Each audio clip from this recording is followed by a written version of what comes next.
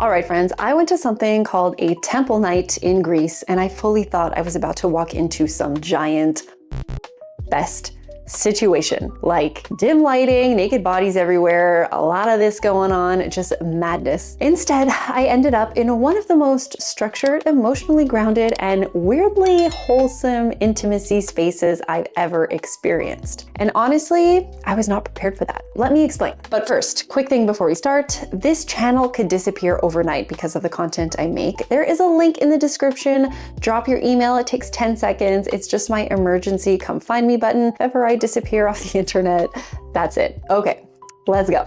I am still relatively new-ish to the whole play party, sex positive space world, okay? And by the way, if you don't know who I am, my name is Ali, welcome. I'm a student of pleasure and intimacy, not an expert, a student. And I've been exploring the sex positive world for about 4 or 5 years now. So adult resorts, sex clubs, play parties, and now intimacy retreats. And I wanna make it clear as you watch this video, I'm sharing this from a place of curiosity and personal experiences, not expertise. So for some people watching, I'm probably wildly inexperienced, and for others, this whole world may sound completely foreign, but both of you are welcome. So recently I went on an intimacy retreat in Greece, which by the way, I do a whole deep dive on my YouTube and on my Patreon if you want to check that out. And holy shit, my friends.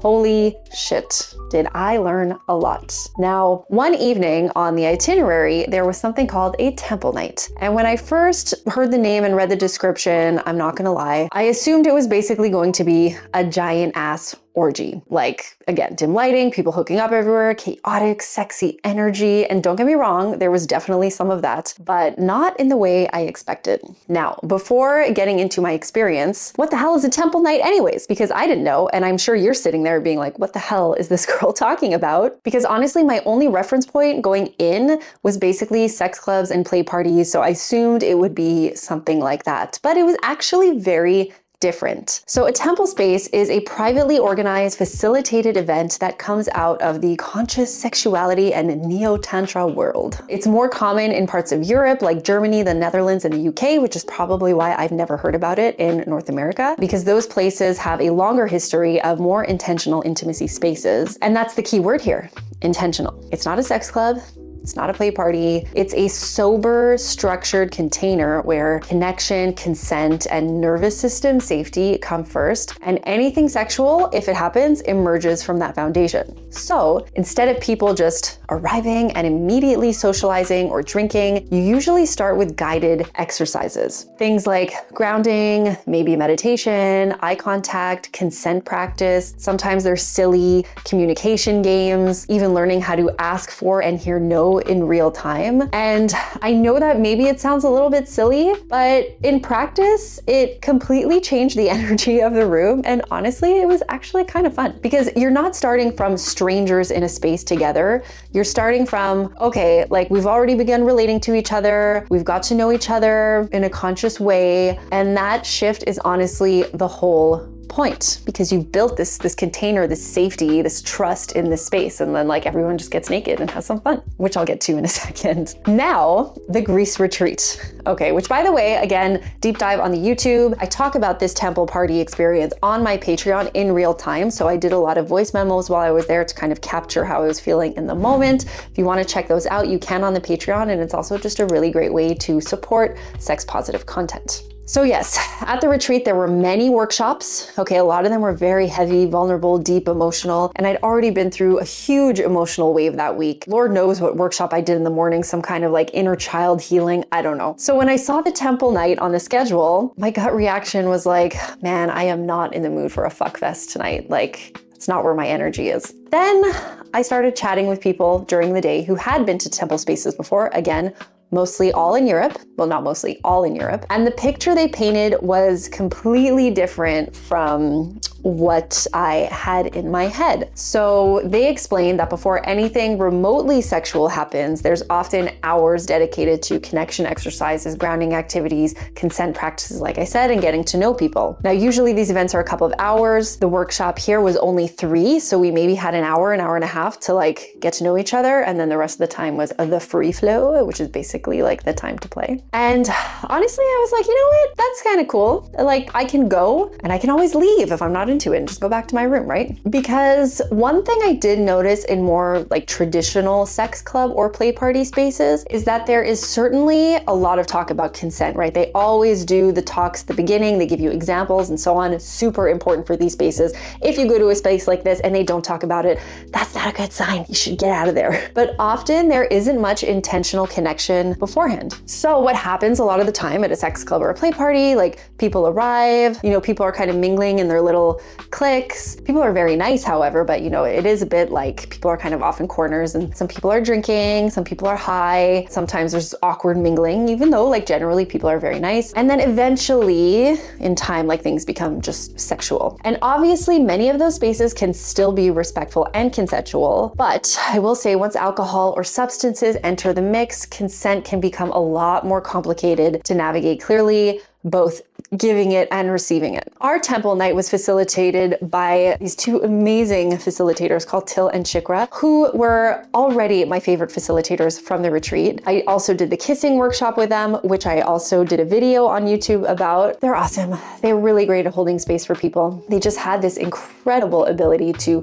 make people feel safe and playful and relaxed and human. So before the actual open space began, what they call free flow, which is basically like when people start getting it on, we spent over an hour doing different exercises together as a group. So we were probably like 50 or 60 people. We walked around the room, making eye contact with people. We asked for hugs. We did silly activities. We practiced asking for things. And at one point, we literally had exercises where people were instructed to say no. Honestly, I kind of like that because learning how to hear no without spiraling and learning how to say no confidently is such an important part of intimacy. And weirdly, practicing boundaries together actually made the room feel safer and more relaxed. It was honestly one of the best icebreakers I've ever experienced. By the time they were done, people weren't really strangers anymore. So the last exercise, we sat in a giant circle and it was desire sharing time. People were asked, you weren't obligated to, only if you wanted to volunteer, to share a desire, a fantasy, or experience they were open to exploring that night. So if somebody else was interested in that too, they could come in and approach you. And the range was honestly fascinating. So some people wanted to explore with women, some wanted to give or receive massage, some liked feet,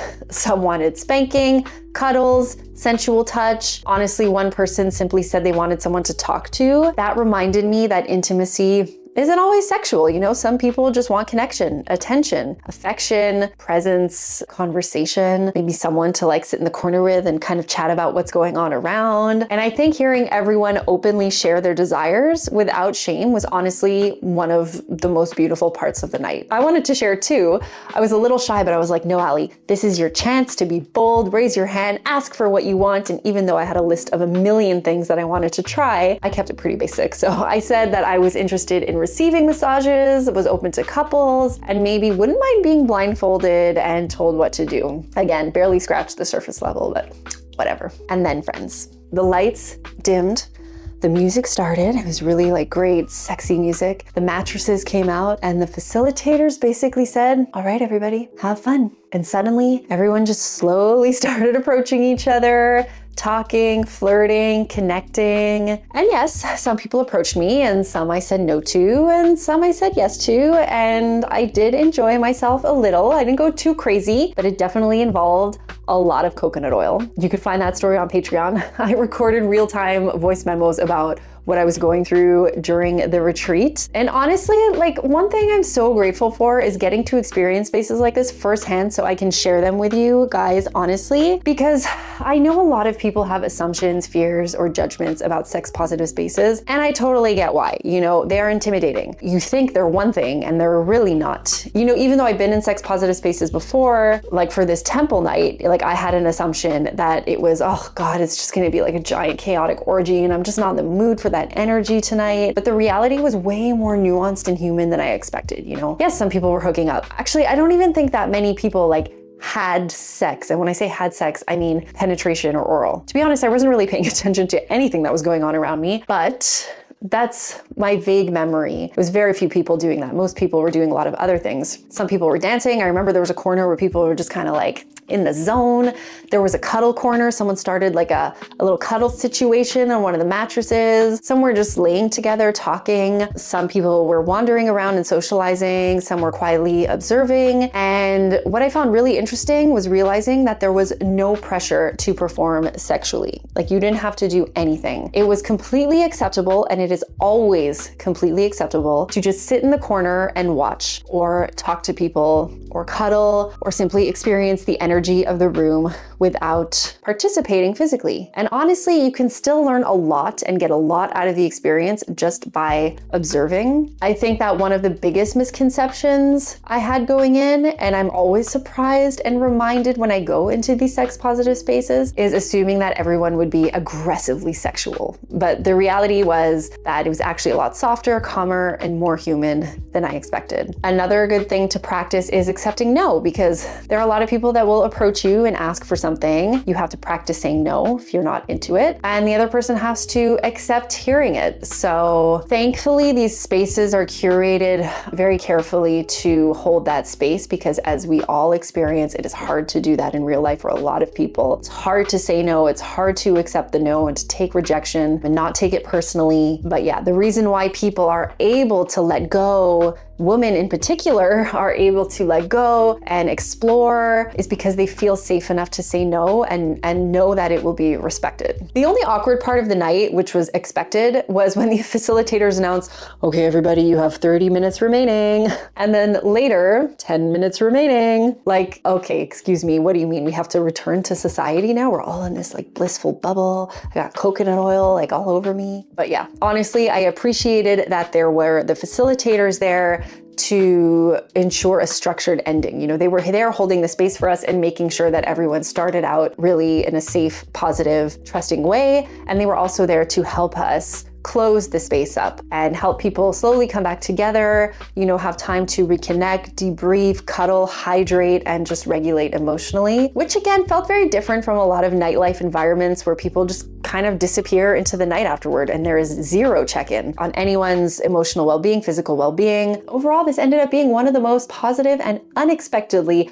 wholesome, intimate experiences I've had. And out of all the sex positive spaces I've explored so far, this was probably my favorite format. And I truly think the difference was the intentional connection beforehand, you know, the grounding, the consent exercises, the communication, the nervous system safety. It really changed the energy of the room and it just felt way more relaxed, open, and I felt more connected to people that I probably wouldn't have otherwise in another context. One thing that surprised me after all this was discovering that temple spaces aren't just some random European retreat thing, because that's what it sounded like. I never heard about it in North America, but I'm still not like well-versed in the lifestyle yet, or in the sex positive scene. I'm still learning about it. But I did a quick search on Google, and after I found some events and communities in major cities across Canada. Oh wait, before, I just want to mention one really cute thing that a girl that I met on the retreat from the UK told me that she was at a temple space in the UK, and at this space they had a chair in the middle of the room called the Lost and Found. And if you sat in that chair, it's basically because like you had no one to play with and you wanted to play with someone, so you would sit there and basically like kind of wait for someone to come and scoop you up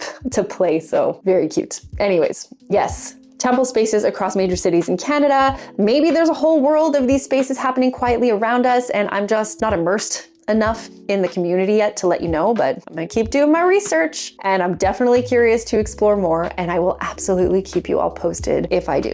Whew, I think that pretty much sums it up. Here's a quick recap. For me, the biggest differences between a temple space and a typical play party where no drugs or alcohol were involved. You have structured connection exercises beforehand. There's a heavy emphasis on consent and communication. You're practicing boundaries and hearing no. You have opportunities to express desires openly. There's a slower, more intentional buildup of intimacy. There's more emotional grounding and aftercare, and less performative energy and more genuine connection. There's definitely a stronger sense of safety and nervous system regulation. There's no pressure to participate sexually, but I think this goes across any play party or sex positive space that I have ever been into. It's not really a difference. And there's space for observing, cuddling, talking, dancing, or simply existing comfortably. Which again, I'd say in the sex positive spaces I've been in, there's always space for that as well. But in the end, the biggest thing I left with wasn't anything sexual really. It was clarity, like clarity in communication, clarity in boundaries,